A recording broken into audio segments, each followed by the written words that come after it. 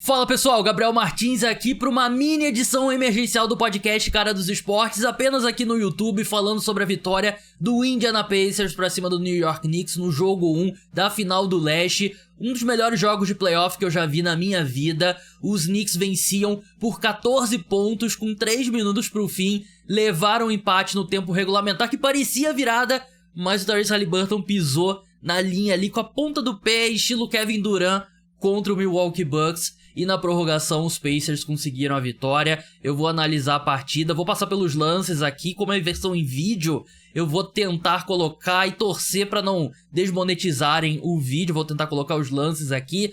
Vamos fazer a linha do tempo da partida antes de entrar em discussão de o que os Pacers e os Knicks fizeram e o que eles podem fazer seguindo em frente. Como eu falei, os Knicks venciam por 14 pontos com 3 minutos pro fim. O Jalen Brunson fazia uma partida fantástica. O Karl-Anthony Towns também jogando muito bem. Mikal Bridges apareceu muito bem. Do lado dos Pacers, o Tyrese Haliburton fez um grande jogo.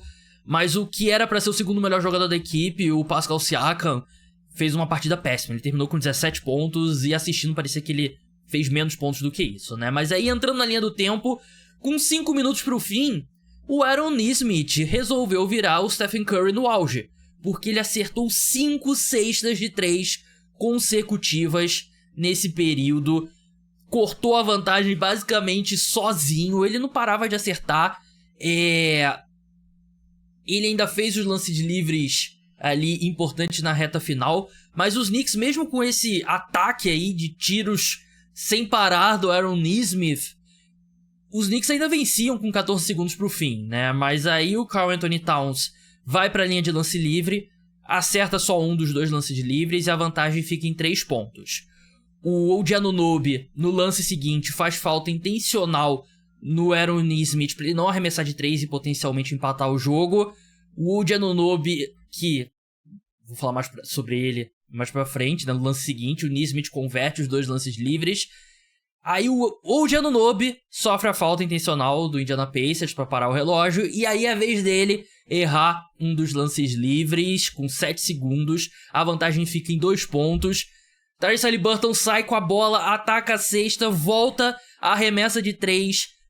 Parece que virava o jogo, mas na verdade o replay, o VAR, mostra que ele pisou na linha, realmente pisou, né? E ele faz a comemoração ali imitando o Red Miller, né? O Red Miller fez essa mesma comemoração contra os Knicks, né? Com a mão no pescoço, dizendo que os Knicks tinham engasgado, né? Que é o termo que eles usam nos Estados Unidos pra pipocar.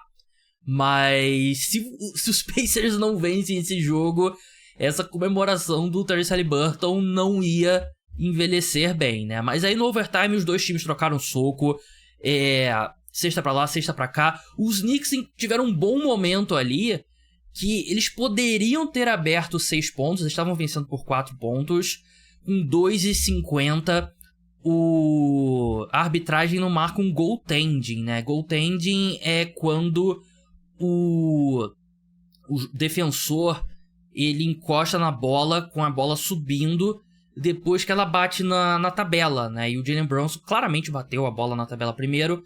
O Miles Turner foi creditado com toco, mas não deveria ter sido. E aí os Pacers conseguem recuperar a bola, né? Depois desse toco. O Andrew Nembhard faz uma cesta de 3 incrível ali, cortando a vantagem dos Knicks para 1 ponto. Aí começa aquele jogo de novo, trocando soco, os dois times, com 18,9 segundos pro fim. O Brunson, a bola desvia na mão dele depois de um passe do OG Anunoby. Bola pros Pacers que nesse momento tinham vantagem de 1 ponto. Os Knicks não pressionam a saída de bola, seja por qual for o motivo. O Obi Toppin faz a cesta. Deveria ter ido pra linha de lance livre também, porque claramente foi falta. Os Pacers abrem 3 pontos. Última posse de bola. Os Knicks têm chance de fazer a cesta de 3 pra empatar, né? Ali com o primeiro com o Jalen Brunson, depois com o Karl-Anthony Towns. não conseguem. Vitória do Indiana Pacers, 138-135. Se você tá com a sensação de que você já viu isso acontecendo, é porque aconteceu. Os Pacers fizeram isso contra os Cavaliers 2 vezes na série passada, aquele game winner incrível do Tyrese Haliburton. E os Knicks fizeram isso contra o Boston Celtics 2 vezes, também na semifinal de conferência, né? Nos 2 primeiros jogos, eles estavam perdendo por 20 pontos, mas conseguiram a virada. E aqui, claro, eles não estavam vencendo por 20 pontos, né? Eles estavam vencendo por 14, mas ainda assim ficaram do outro lado, né? E, assim, os Knicks é o tipo de jogo, é o tipo de derrota que meio que muda as séries. Porque era uma série que entra muito equilibrada, era meio 50-50 ali, talvez 55 Knicks, 45 Pacers. Pra maioria das pessoas, meu palpite era Pacers. Só que você perde um jogo em casa, o jogo mais aguardado da sua franquia no século XXI, com a forma como foi, os Knicks vão ter que mostrar muita força mental pra voltar nessa série, né? Até porque eles perdem um jogo em casa, então basicamente você perde o mando de quadra. Agora, se os Pacers vencerem os 3 jogos em Indiana, eles vencem a série, né? Então, os Knicks vão ter que mostrar muita calma, muita compostura, porque é muito difícil de voltar, né? Quando você sai de um... Você cai num buraco como esse, né? Enquanto o Indiana Pacers estão com toda a moral do mundo, né? E você pode... é sorte como eles conseguem vencer esses jogos, mas... Quantas vezes já a gente tá vendo o Indiana Pacers? Eles fizeram contra os Bucks também na primeira rodada dos playoffs, né? No último jogo da série. É um time que mostra uma resiliência muito grande, porque eles têm uma execução ofensiva muito boa, de muito alto nível. O Tyrese Haliburton, ele é aquele armador puro. Claro, ele fez 31 pontos, né? Mas ele é aquele armador puro que coloca o time em boas situações. A gente viu na prorrogação, teve um momento que ele tava deixando o Nembhard agir, porque o Nembhard estava muito bem. Ele não é o cara que precisa ter a bola o tempo todo e fazer tudo, né? Esse é um dos muitos pontos positivos do Tyrese Haliburton. E hoje ele olhou, assim, do outro lado da quadra, tinha o Jalen Brunson, que tá ali junto com o Haliburton na discussão melhor armador. Eu acho que, no geral, o Brunson é um jogador melhor, considerado melhor, um dos 10 melhores jogadores da NBA, só que o Haliburton não se importou. Jogou melhor do que o Jalen Brunson ali na reta final e venceu um jogo que a co-estrela dos Pacers foi muito mal, que é o Pascal Siakam.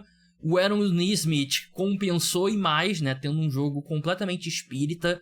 Aaron Nesmith, ex-jogador do Boston Celtics, que eu acho que é um dos poucos erros dos Celtics, porque mesmo lá em Boston, eu achava o Nesmith bom jogador, ele tinha um potencial defensivo muito grande e dava pra ver que ele tinha como se desenvolver ofensivamente, né? E ele virou esse jogador no Indiana Pacers. E não foi um grande jogo do Miles Turner, né? E a equipe sofre muito nos minutos com o Turner no banco. Mesmo ele não estava tão inspirado no ataque, mas quando ele tá fora de quadra, é Thomas Bryant e Obi Toppin ali de pivô, e a defesa do time sofre muito, com um jogo de pontuação altíssima, mas uma vitória muito impressionante pro Indiana Pacers. E os Knicks vão precisar esquecer desse jogo, né? Agora vocês têm que vencer 4 de 6 jogos e esquecer o que aconteceu. Não pode deixar o time se abalar por esse jogo, porque esse jogo já acabou. Claro, você tem que estudar, ver o que deu errado, você tem que evitar situações, por exemplo, o Jalen Brunson com 5 faltas, maior parte do último quarto. Mas você tem que encontrar uma forma de desacelerar o Tyrese Haliburton na reta final desses jogos, né? Porque o Aaron Nesmith, ele não vai acertar 8 de 9 bolas de 3 de novo. Se ele fizer isso, aí não tem como. Aí, sinceramente, não tem como. Mas a matemática diz que ele não vai fazer isso de novo. Então, você tem que se concentrar no que é uma constante, e é o Tyrese Haliburton.